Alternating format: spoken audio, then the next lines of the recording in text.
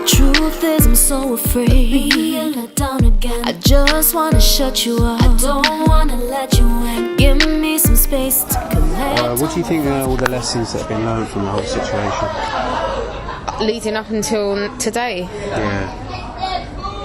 What have you learned? I don't know, I don't like to talk about it. Really? For me, I don't feel like she's gone. That's a good thing. The soul is eternal. I think that's what gives me comfort, because the whole thing's just a bit surreal for me. I don't believe that she's gone. I can't accept that she's gone. So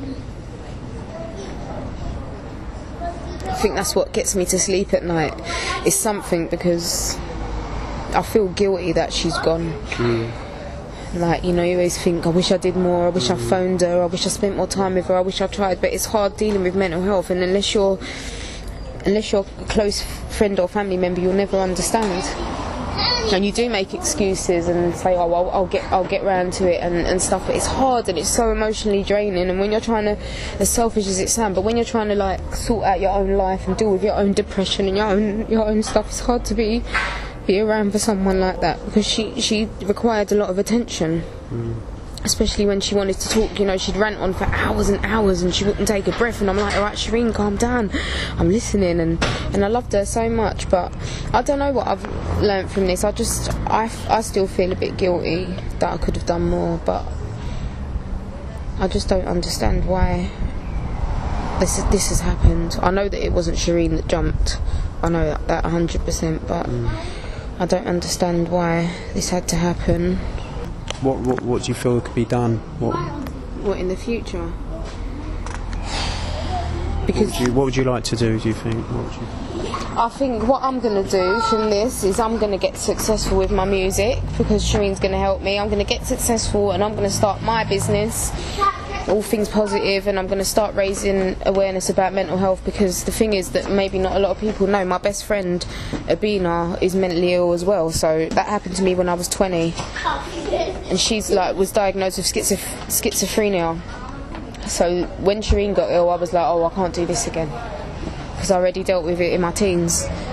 So it's like, this has happened, and yeah, it just took me back a bit. That's why I feel guilty, but I knew I couldn't be there for Shereen how I was with my other friend, because it's just too much. It's like a nightmare happening all over again. Like mental health is just something you just never be able to understand.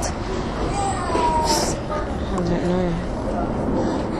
But I'd like to raise awareness about the illness, and maybe I'll probably will start a charity in support, or maybe even in memory of Shereen and my other friend Abina, just to help raise awareness and to stop ignorance that surrounds mental. Because if it doesn't, it's just like anything. If it doesn't appeal, if it's not directly related to you, then it won't affect you, and you don't actually care, you don't give a shit. But when it touches you, then you understand, and it's real. And you can't just say people are mad, because they're not mad. It's obviously something that's happened in their life that's just set something off in their mind, and they need to come back to reality. And I think as well, being in the system where they're administered all these drugs, it just steals their life, it steals their joy. Like at the end of Shereen's life, even looking back at pictures, I don't even recognise her. Like I look at her and it stole her beauty. Even my friend Abina, she was beautiful. It steals their beauty, it changes their complexion, it bloats them out, it makes their eyes all I just don't know what's in those drugs that the hospital were giving them, and I think it is wrong. And when you sent me the link to that video of her filming in the hospital, I felt so bad, because obviously I knew she felt like that, but I didn't know exactly how she felt. Because in your mind, to comfort yourself, you're like, oh, she'll be alright, you know, she's strong, she's in there, she'll be out soon. But it's, of course, like, who wants to do something against their own will because you're under the Mental Health Act? You have to take these drugs, it's not fair.